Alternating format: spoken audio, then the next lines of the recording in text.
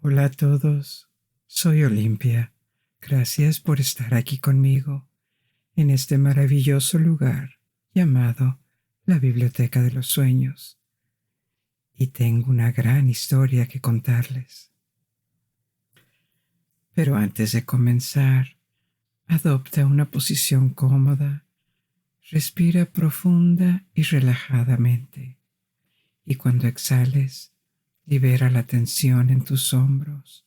Cierra los ojos si lo deseas y permíteme ser tu guía en el viaje de esta noche para explorar las maravillas de Mercurio y Venus.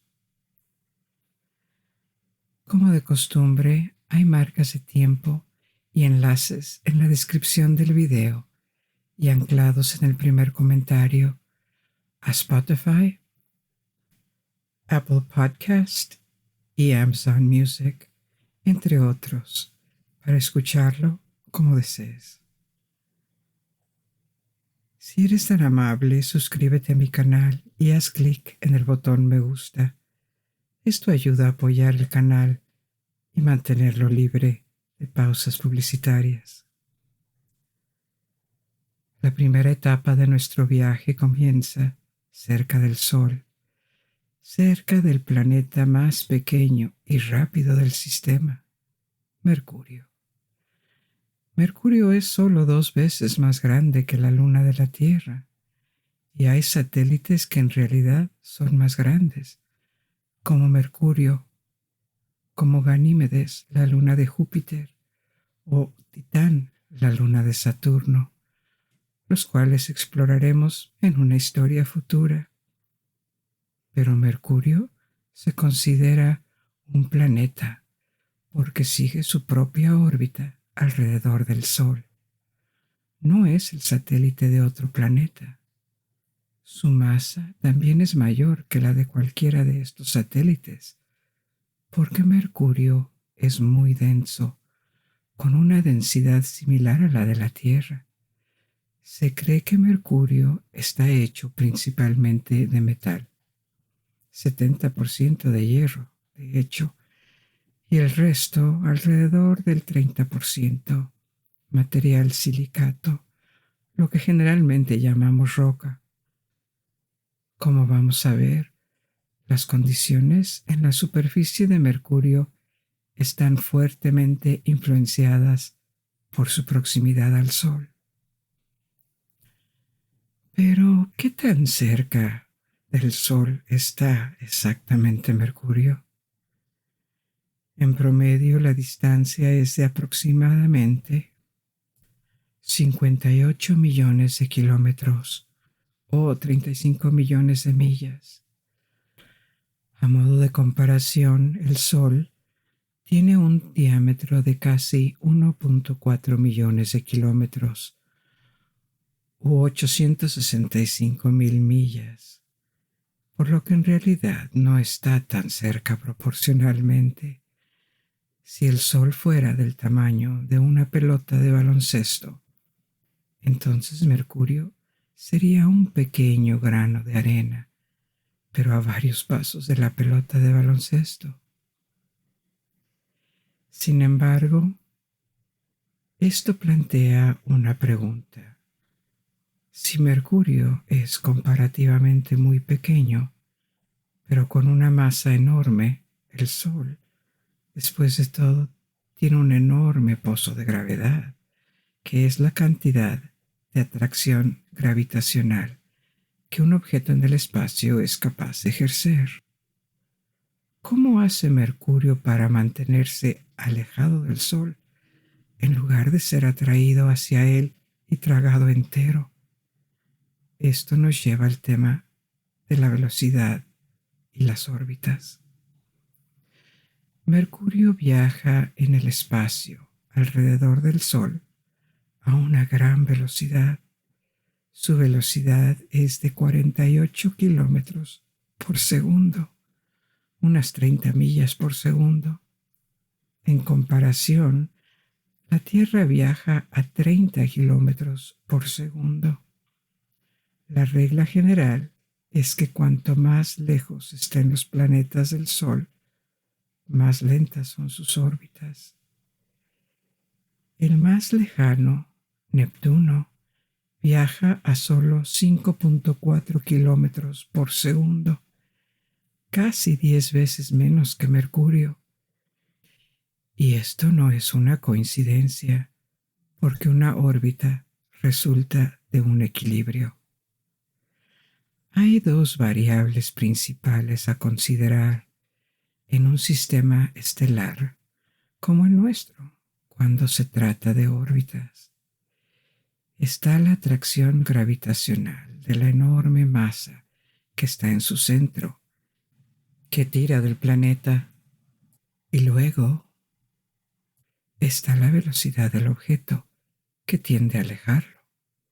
Es una fuerza centrífuga. Sin la masa de la estrella en el centro tirando de ellos, los planetas simplemente escaparían. Su velocidad superaría lo que se llama la velocidad de escape, es decir, la velocidad por encima de la cual un objeto puede liberarse de la atracción gravitacional de otros cuerpos. Sus órbitas se forman gracias a este equilibrio, el tira y afloja, equilibrado entre dos cuerpos. Hay cuerpos que a veces escapan de los sistemas donde aparecieron por primera vez y viajan entre las estrellas, a veces incluso entre planetas. Sabemos que hay planetas solitarios que muy probablemente se formaron en un sistema estelar y fueron expulsados de él, porque a pesar de que las órbitas pueden durar cientos de millones de años, incluso miles de millones, a veces pueden ser alteradas por otros cuerpos, que por ejemplo pueden hacer que un planeta o un satélite se aceleren y se liberen. Este equilibrio no significa que la órbita sea un círculo perfecto o que la velocidad sea constante. La mayoría de las órbitas son en realidad elípticas. Se ven más o menos ovaladas, y ese es particularmente el caso de Mercurio. Cuando el planeta se acerca al Sol, la atracción gravitacional tiende a hacer que se acelere, lo que significa que es empujado hacia afuera. Su mayor velocidad le permite alejarse del Sol, pero no lo suficientemente lejos y lo suficientemente rápido como para liberarse de él. Entonces, después de viajar siguiendo una curva que lo hace alejarse, se retira hacia atrás y se vuelve a acelerar, y así sucesivamente el ciclo se repite. En el caso de Mercurio, se repite en 88 de nuestros días terrestres. Por lo tanto, el año mercuriano, una revolución alrededor del Sol, es 4 veces más corto que el de la Tierra.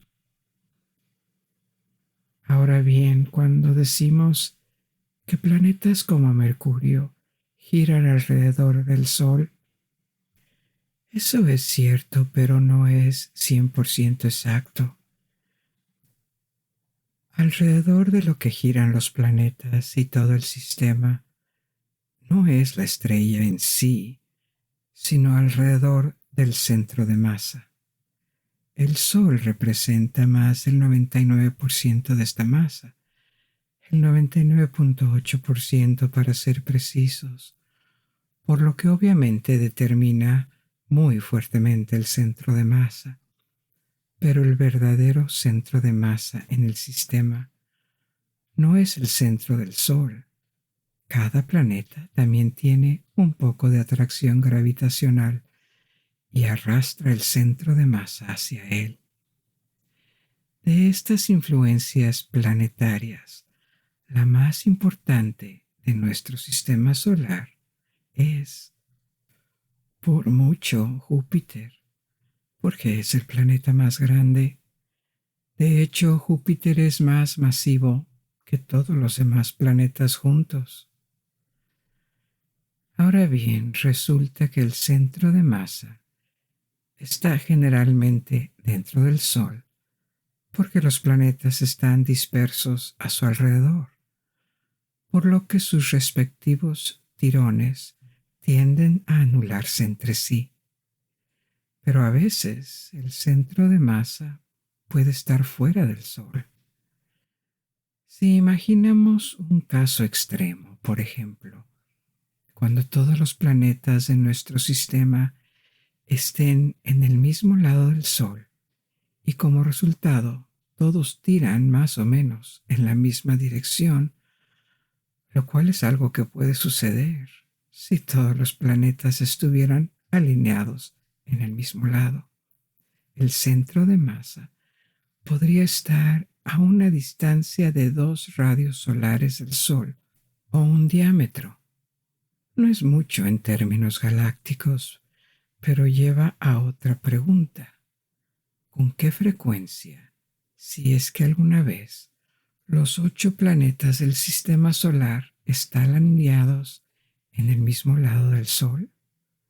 En realidad esto es extremadamente raro y técnicamente los 8 planetas no pueden estar perfectamente alineados porque sus órbitas no están exactamente en el mismo plano. Todos están ligeramente inclinados, así que en ningún momento podríamos trazar una línea recta que pasara por los centros de cada planeta, debido a la diferencia de los planos. Pero si simplificamos e imaginamos que estos planetas están alineados, mirando el sistema solar desde arriba, podemos ver que probablemente nunca sucedió. Y es poco probable que suceda antes de que nuestro sistema solar desaparezca. ¿Por qué? Porque la alineación de los 3 planetas más internos del sistema, Mercurio, Venus y la Tierra, ocurre solo una vez cada 40 años. La posibilidad de tener a Marte, el 4 planeta, en el mismo arco en este preciso momento es minúscula. Y la alineación de los 4 primeros planetas solo es posible una vez cada varios miles de años. Y a medida que se agregan más planetas, Júpiter, Saturno, Urano, Neptuno, que son cada vez más lentos, con órbitas cada vez más grandes, la probabilidad de que todos puedan alinearse en el mismo arco al mismo tiempo disminuye muy rápidamente. En otras palabras, el número de pasadas que tienes que esperar para que se produzca esta alineación aumenta exponencialmente. Encontré un artículo de un matemático que calculaba que la alineación de los 8 planetas solo podía ocurrir una vez cada 400.000 millones de años. Pero se cree que el sistema solar solo tiene 4.500 millones de años, 100 veces menos que eso, y siguiendo la teoría del Big Bang. El universo en su conjunto tiene menos de 14.000 millones de años. Por lo tanto, es poco probable que la alineación de los 8 planetas, que puede ocurrir cada 400.000 millones de años, haya tenido lugar en los primeros 4.500 millones de años del sistema solar. Tal vez las probabilidades sean alrededor del 1%. También las probabilidades son que no suceda antes de que el Sol muera y el sistema desaparezca con él. Pero aún así, el punto era mencionar que el centro de masa se movió un poco con el tiempo y que este es el verdadero pivote alrededor del cual giran los planetas. Ahora veamos a Mercurio en sí. Al igual que otros planetas rocosos, Mercurio tiene una corteza sólida y una estructura disociada en su interior, lo que significa que los elementos están organizados en capas con un manto y un núcleo. Y a medida que te acercas al centro del planeta, la presión y la temperatura aumentan. Les mencioné antes que Mercurio es 70% metálico y que contiene proporcionalmente mucho más hierro que cualquier otro planeta del sistema solar. Esto es un misterio en sí porque ¿por qué un planeta en particular acumularía mucho más hierro que otros en su proceso de formación? La materia rocosa en el sistema solar tiene una gran proporción de silicato y metal que también se puede encontrar en planetas rocosos, como la Tierra o Marte. Entonces, ¿por qué Mercurio difiere en su composición?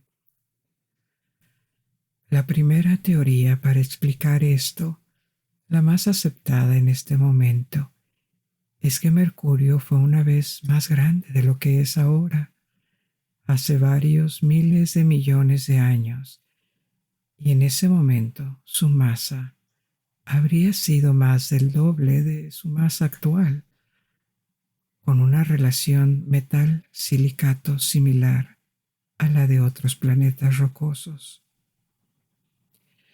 Pero el sistema solar aún estaba en sus primeras etapas y se habría producido una colisión con un planetesimal, es decir, un objeto bastante grande formado por la agregación de rocas y polvo que se cruzó en la trayectoria de Mercurio.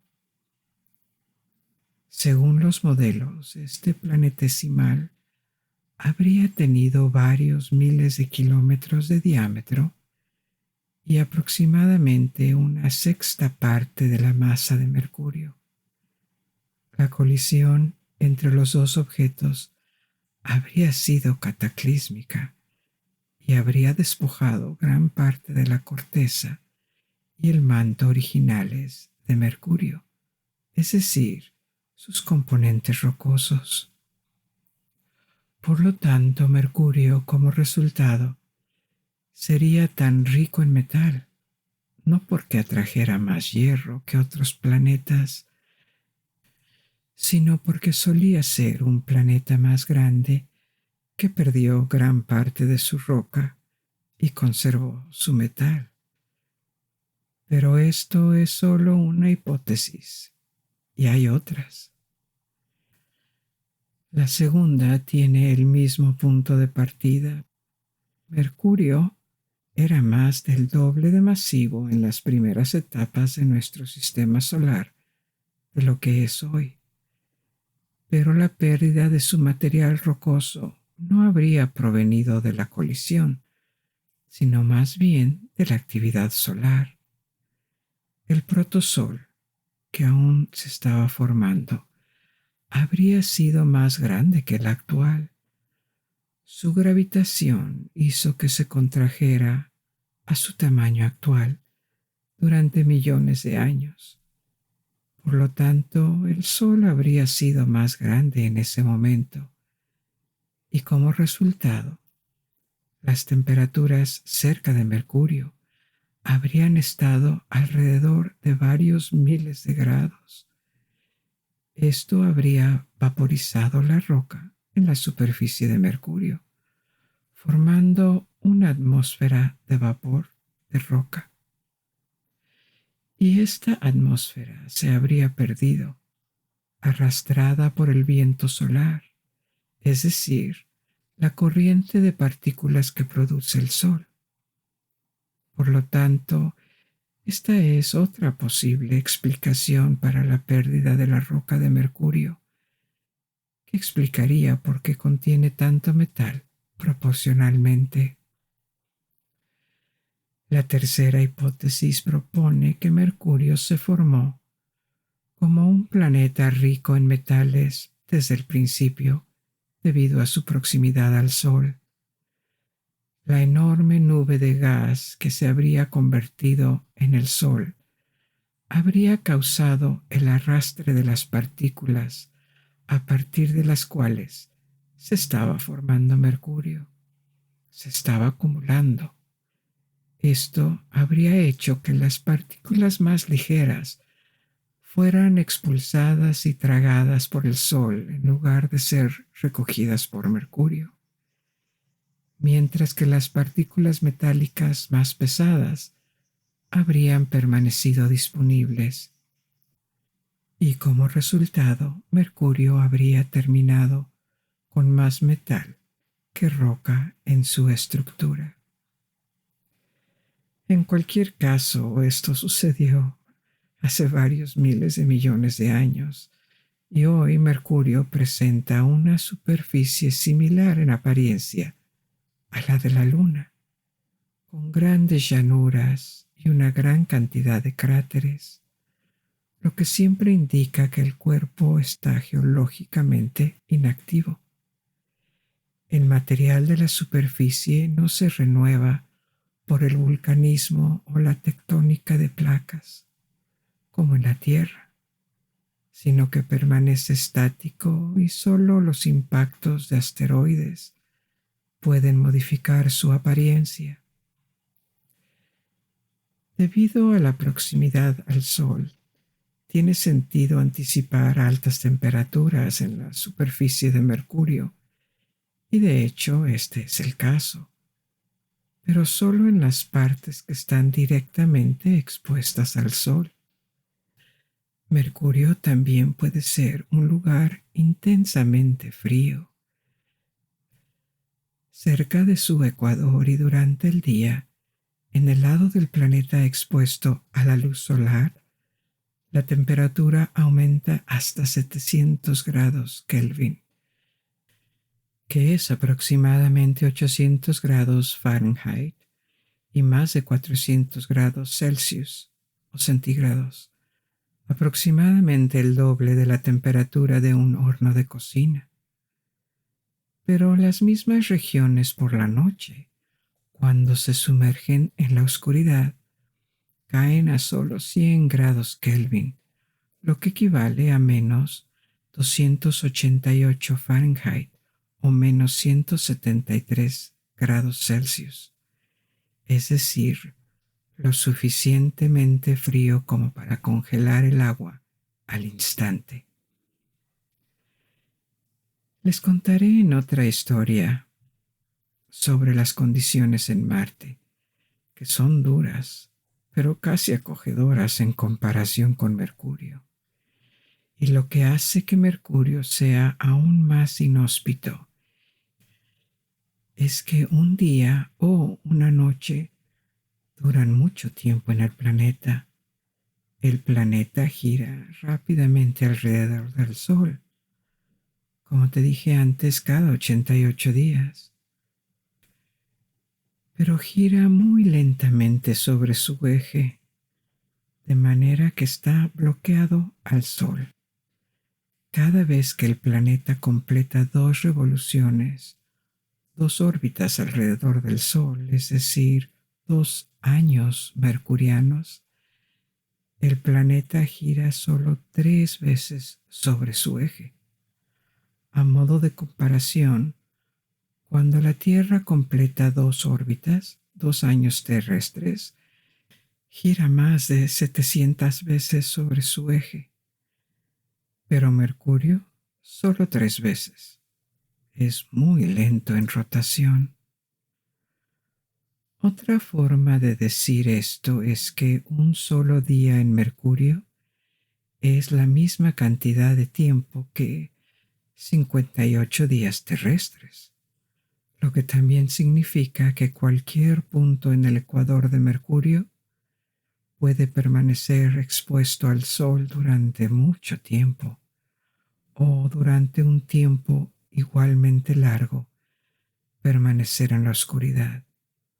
176 días, 2 años mercurianos. El tiempo para que el Sol salga, permanezca en el cielo y se ponga es en realidad más largo de un año, debido a esta combinación de velocidad orbital rápida y giro lento. Un año en la Tierra son 365 días, pero en Mercurio un año es medio día. También hay regiones del planeta alrededor de los polos que están constantemente en la oscuridad o casi en la oscuridad y donde las temperaturas nunca suben mucho. Las sondas enviadas en las últimas décadas han demostrado que es probable que haya hielo, probablemente hielo de agua, que permanezca permanentemente congelado alrededor de los polos de Mercurio.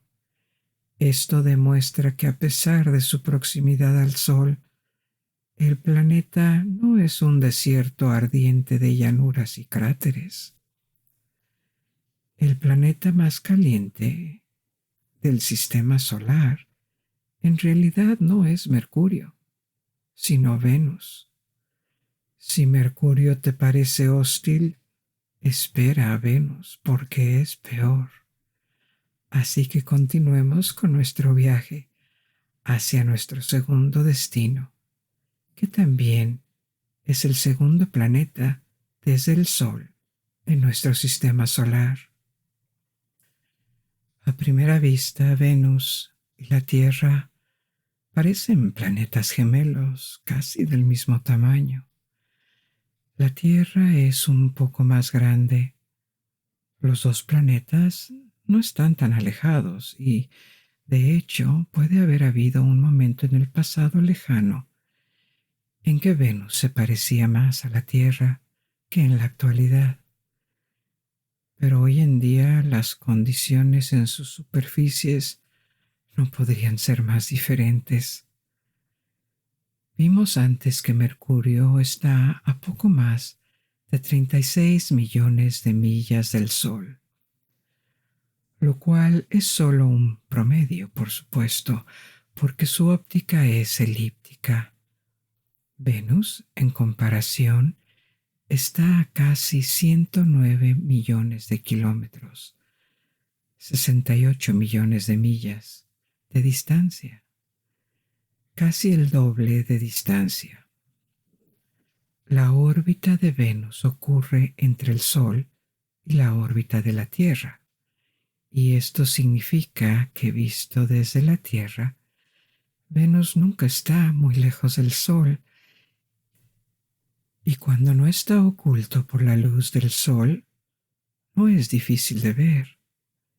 Después del Sol y la Luna, Venus es el objeto más visible y brillante de nuestro cielo, y su visibilidad se ve incrementada no solo por la distancia relativamente corta en una escala astronómica, sino también por una capa de nubes muy reflectantes en su atmósfera superior.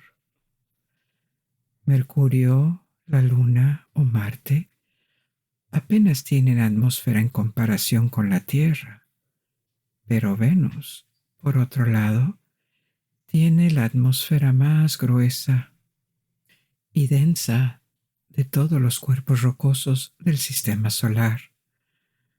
Las nubes que lo envuelven y hacen que el planeta se vea blanco cuando se ve desde el espacio están compuestas principalmente de ácido sulfúrico, pero esto es solo una muestra de lo que hay debajo.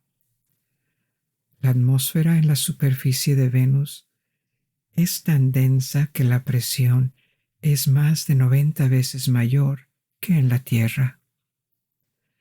A modo de comparación, es equivalente a la presión de estar unos 3.000 pies, 900 metros bajo el agua. Esa es una cantidad de presión que los cuerpos humanos no pueden soportar, obviamente. Ahora bien, hay submarinos que alcanzan esta profundidad y más profundos, por lo que no es imposible imaginar un vehículo hecho por el hombre resistiendo la presión sobre la superficie de Venus. Pero un problema adicional sería el calor. Se estima que la temperatura media en la superficie es de más de 700 kelvins, es decir, 460 grados Celsius u 860 grados Fahrenheit, cuando se expone directamente al Sol. Pero, ¿por qué Venus es tan caliente? De nuevo, es por el ambiente. Volvemos a las razones por las que Venus terminó con una atmósfera tan densa. Pero si examinamos su composición, está hecha principalmente de dióxidos de carbono. 96% de dióxido de carbono, más 3 o 4% de nitrógeno y trazas de otros elementos. Y lo sabemos bastante bien porque Venus fue uno de los primeros objetivos de la exploración espacial. En el pasado, la Unión Soviética tenía un ambicioso programa para explorar Venus en la década de 1960 y enviaron varias sondas, y estas sondas no sobrevivieron mucho tiempo en la atmósfera, dadas las condiciones, pero duraron lo suficiente como para enviar una gran cantidad de información valiosa. Y desde entonces se ha recopilado más o menos información sobre Venus. Incluso por parte de la NASA, con una sonda llamada Orbitador Magallanes. Esta sonda fue capaz de mapear la superficie usando radar, ya que está oculta a la luz visible. El dióxido de carbono en la superficie de Venus se encuentra en un estado que normalmente no encontramos en la Tierra. Se llama fluido supercrítico, lo que significa que no es solo gas porque está muy presurizado. También está muy caliente, pero no hasta el punto de ser sólido. Ha pasado el punto crítico de presión y temperatura, donde podrían ser un gas, pero no hay suficiente presión para hacerlo sólido, por lo que existe en un estado intermedio, más allá de las fases gaseosas y líquidas, y esto es lo que llamamos un fluido supercrítico. Se cree que es bastante común en las atmósferas de los gigantes gaseosos y de hielo, Júpiter, Saturno, Urano, Neptuno y también Venus.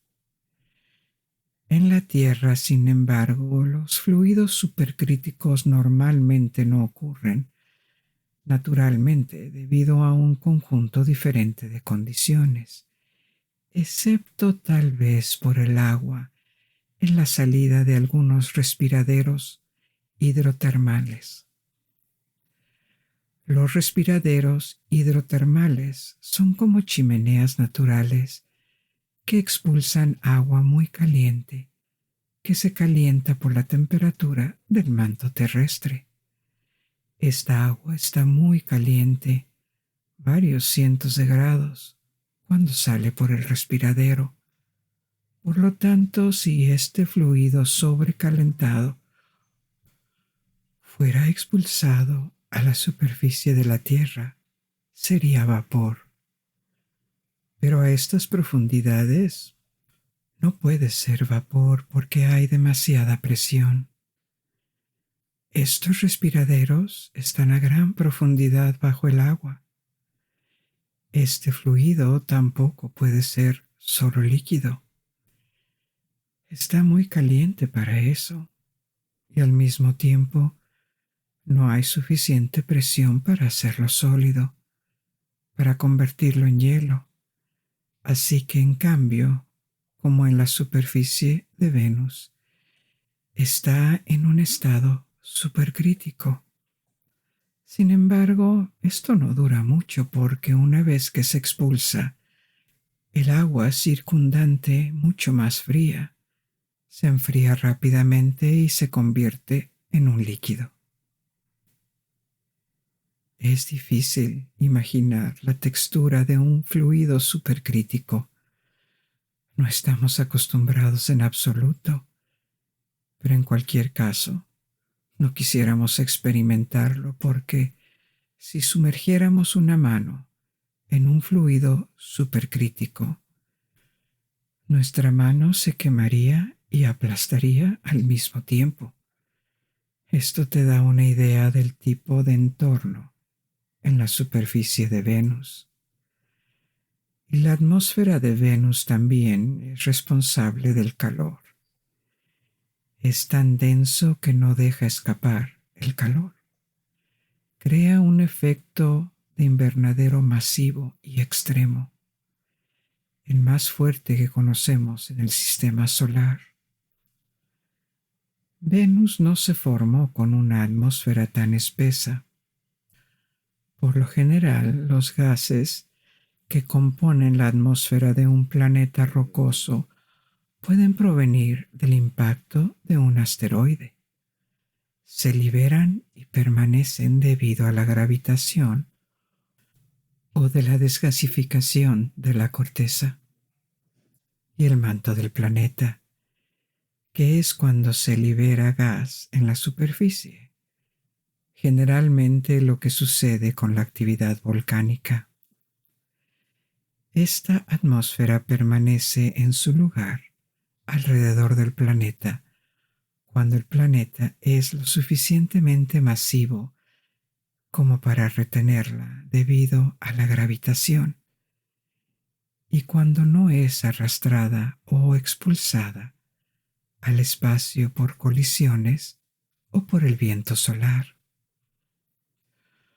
Un campo magnético como el que rodea la Tierra también ayuda a retener su atmósfera.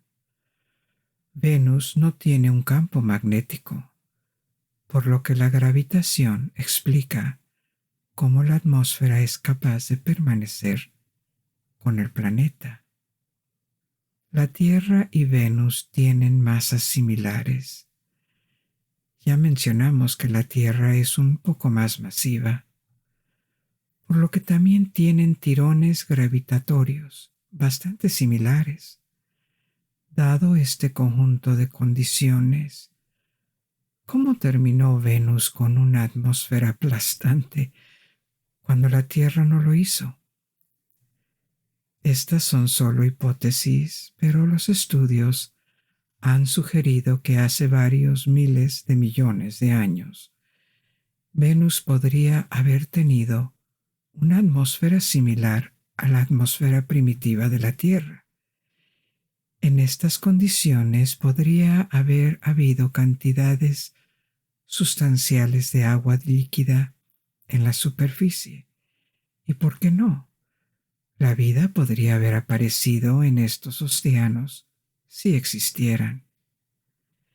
Pero lo que en última instancia habría condenado a Venus habría sido su proximidad al Sol. La distancia del Sol a Venus es el 70% de la distancia del Sol a la Tierra. Esto significa que Venus recibe más energía del Sol, y como el Sol solo ganó en luminosidad en los primeros 100 millones de años de nuestro sistema solar, cualquier agua en Venus se habría evaporado por completo. Esto habría acumulado gases de efecto de invernadero en la atmósfera. El agua como gas, como vapor, tiene un efecto invernadero. Y una vez que pasara un punto crítico de efecto invernadero, el calentamiento del planeta se habría convertido en una bola de nieve. La acumulación del calor en la superficie habría liberado aún más gases de efecto invernadero, espesando la atmósfera y haciéndola aún más caliente, y así sucesivamente en un ciclo. En este punto es difícil imaginar vida en la superficie de Venus, pero si hay alguna, y esto es puramente especulativo, ¿por qué no tenemos evidencia sólida de vida en Venus en este momento? No podría estar en la superficie, sino tendría que estar más arriba en la atmósfera, en las capas superiores de nubes de Venus, a unas 30 millas o 50 kilómetros por encima de la superficie, porque ahí la temperatura y la presión son más bajas y en realidad no están tan lejos de las condiciones terrestres, pero este entorno también es muy ácido, por lo que cualquier forma de vida en ese entorno, si existe, tendría que ser capaz de prosperar mientras flotan en un tipo de entorno que no tiene equivalente en la Tierra, y en realidad las nubes son tan densas que las cosas podrían flotar sobre ellas. Venus fue una de las primeras fuentes de inspiración de la terraformación, o al menos de la instalación de ciudades humanas en otros planetas. Otro efecto de la atmósfera circundante de Venus es que la temperatura es aproximadamente la misma en todas partes del planeta. No hay grandes diferencias entre el ecuador y los polos, como en la Tierra y en otros planetas. Pero todavía hay diferencias de temperaturas debido a las diferencias de altitud. Venus tiene una geografía con planos que cubren el 80% de ella, los cuales tienen un origen volcánico. También hay volcanes aparentemente activos en Venus, y el ácido sulfúrico del que hablamos en las nubes de las capas superiores de la atmósfera habrían provenido de la actividad volcánica. También hay tierras altas, cráteres de impacto también en la superficie, pero no cráteres pequeños porque con una atmósfera tan densa se necesita un asteroide más grande para penetrar e impactar en la superficie.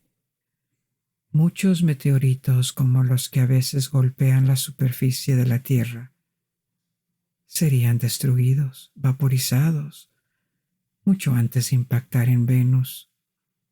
Pero hay cráteres de impacto más grandes dejados por asteroides más grandes.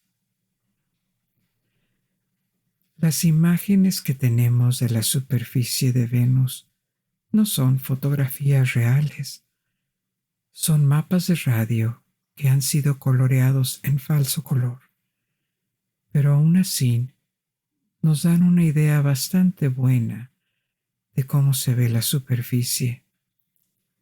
Venus es probablemente similar a cómo se vería la Tierra sin agua, sin vida de ningún tipo y constantemente sumergida en la oscuridad, porque la luz del sol no puede llegar a la superficie. Hay muchas cosas que podría decir sobre Venus, pero ahora vamos a regresar a la Tierra y disfrutar de la dulce comodidad de nuestras camas. Espero que hayas disfrutado de nuestros viajes de hoy y que puedan despertar tu curiosidad por aprender más sobre nuestro fascinante universo. Es hora de dormirse, amigos míos, y hasta que nos volvamos a encontrar. Buenas noches. Duerme bien.